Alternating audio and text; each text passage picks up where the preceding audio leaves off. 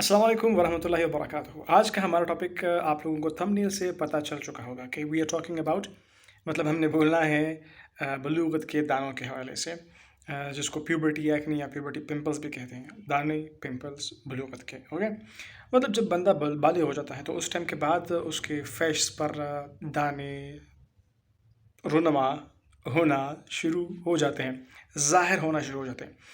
इसके दो मेन वजूहात हैं।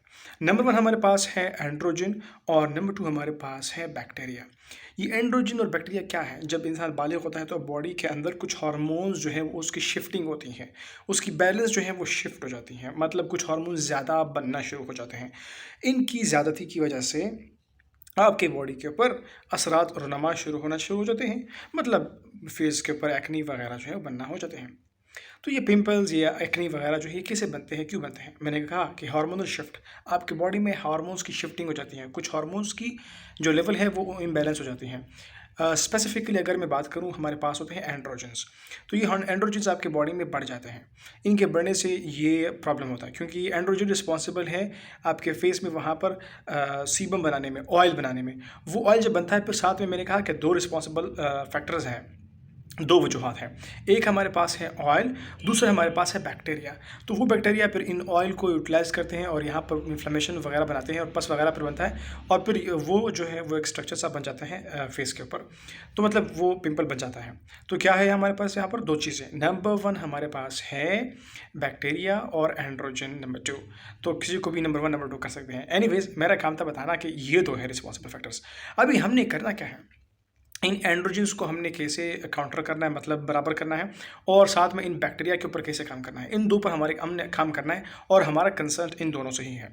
तो अभी हमने इन दोनों को, एंड्रोजन्स और बैक्टीरिया, इनको फोकस करके हमने इसको रेगुलेट करना है, बराबर करना है, मेंटेन करना है, एक लेवल देना है। तो हम एंड्रोजन्स को कैसे मेंटेन करेंगे? रिमेंबर गाइस, आपकी बॉडी में एंड्रोजन कैसे बनता है पहले ही समझते हैं। जब आप लोग कार्ब्स लेते हैं ना, कार्ब्स, तो उन कार्ब्स के लेने से आपके बॉडी में इंसुलिन की सिक्रीशन होती है, और ये इंसुलिन जब बनता है तो फिर उससे क्या होता है, ये इंसुलिन रिस्पॉन्सिबल होता है आपके बॉडी में एंड्रोजन्स को बनाने में। तो जितना ज़्यादा आप कार्ब्स खाओगे उतना ही इंसुलिन बनेगा, उतना ही एंड्रोजन बनेगा, और जितना एंड्रोजन बनेगा वो आपके बॉडी में उतने ही चांसेस होंगे कि आपके स्किन के ऊपर पिंपल्स बनना शुरू हो जाएंगे। तो हाई कार्ब्स, हाई इंसुलिन और हाई एंड्रोजन्स, और पिंपल की चांसेस ज़्यादा।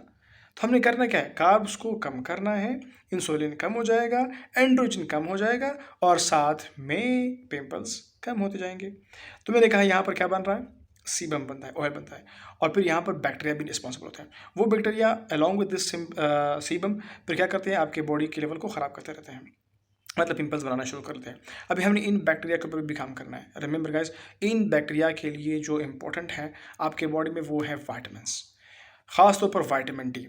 रिमेंबर, विटामिन ए और विटामिन ई भी इंपॉर्टेंट रोल प्ले करते हैं आपकी बॉडी में इन एक्नीस के हवाले से, लेकिन जो यहाँ पर रोल प्ले कर रहा है वो है विटामिन डी। इस विटामिन डी की वजह से क्या होता है, ये जो बैक्टीरिया है इनकी ग्रोथ की इनहिबिशन होती है, और साथ में ये विटामिन डी जो है वो बहुत रिस्पॉन्सिबल होता है आपके बॉडी में जो सीबम बन गया है बिकॉज ऑफ एंड्रोजन्स, उनको कम करने में। गॉट। और साथ में हम क्या करते हैं फिर, एक नेक्स्ट फैक्टर जो रिस्पॉन्सिबल है कि हमारे पास जो लोग होते हैं वो स्ट्रेस में होते हैं। ये स्ट्रेस के डिफरेंट एंगल्स होते हैं, और एक वीडियो हमने बनाई भी है कि स्ट्रेस के हवाले से थोड़ी सी डिस्कशन है हमारे चैनल पर, वो आप चेक कर सकते हैं। एनीवेज, तो स्ट्रेस हमारे पास एक ये भी फैक्टर है जो आपके बॉडी में इंसुलिन के लेवल को अफेक्ट कर सकता है, और उससे फिर क्या होता है, आपको एंड्रोजन्स की प्रोडक्शन में फिर असर बन सकता है। तो स्ट्रेस भी एक रिस्पॉन्सिबल है एंड्रोजन के लेवल को रेगुलेट करने में। तो ये विटामिन डी, स्ट्रेस, बैक्टीरिया और एंड्रोजन्स खुद, कार्ब्स, तो ये बातें मैंने आपको बताई। हमने कार्ब्स को कम करना है अब हमारे डाइट में। तो हम अगर फास्टिंग करेंगे तो ये फास्टिंग हमारे लिए बेनिफिशियल रहेगा, क्योंकि हम कार्ब्स कम कर रहे हैं। कार्ब्स कम कर रहे हैं तो वहाँ पर इंसुलिन कम हो रहे हैं, इंसुलिन कम हो रहे थे तो वहाँ पर फिर क्या होता, एंड्रोजन्स की प्रोडक्शन कम हो रही थी। तो इस तरह से सीबम फिर एट द एंड कम हुआ। तो जब सीबम कम हुआ तो फिर चांसेस कम पिंपल्स बनने के। सीबम बन गया, चांसेस ज़्यादा, क्योंकि बैक्टीरिया भी हैं वो भी बन गए, और जब सारे बन गए, सीबम है, बैक्टीरिया है, और फिर उनका मैकेनिज़्म है, मतलब अब जो कर रहे होते हैं तो बनाते हैं, पिंपल्स बनते रहते हैं। तो हमने सीबम को कम करना है। सीबम कम करेंगे कैसे? By mean of androgen. और ये एंड्रोजन कैसे कम होगा? अगर हम कम इंसुलिन अपनी बॉडी में रिलीज़ करवाएंगे। वो कैसे? अगर हम कार्ब्स कम लेंगे। कार्ब्स कम लेंगे, विटामिन डी यूज़ करेंगे। विटामिन डी जो है वो हमारे पास जो मौजूद क्या है, बैक्टीरिया हैं, उनके ऊपर काम करेगा, और साथ में ये हमारे जो सीबम है उसको भी कम करेगा। और नेक्स्ट हमारे पास क्या है कि कुछ लोग क्या करते हैं, रब करते हैं स्किन को। ये रबिंग जो है इसको भी हमने कम करना है। क्यों?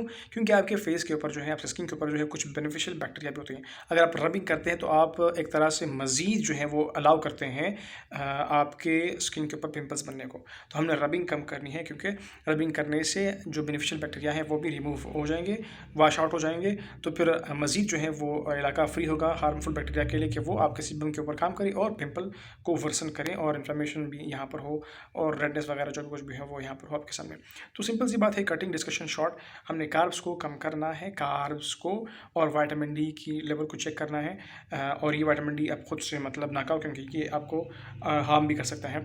तो always consult your health care provider जब भी अपने कोई भी स्ट्रेटजी अपनानी हो। और बात रही कार्ब्स के हवाले से, कार्ब्स को आप मेंटेन कर सकते हैं, मतलब फास्टिंग वैसे भी बेनिफिशियल है as compare to over eating. और that's it all. I hope आपको समझ आ गई बात। If there is any kind of question, you can ask us. Okay, thank you for watching.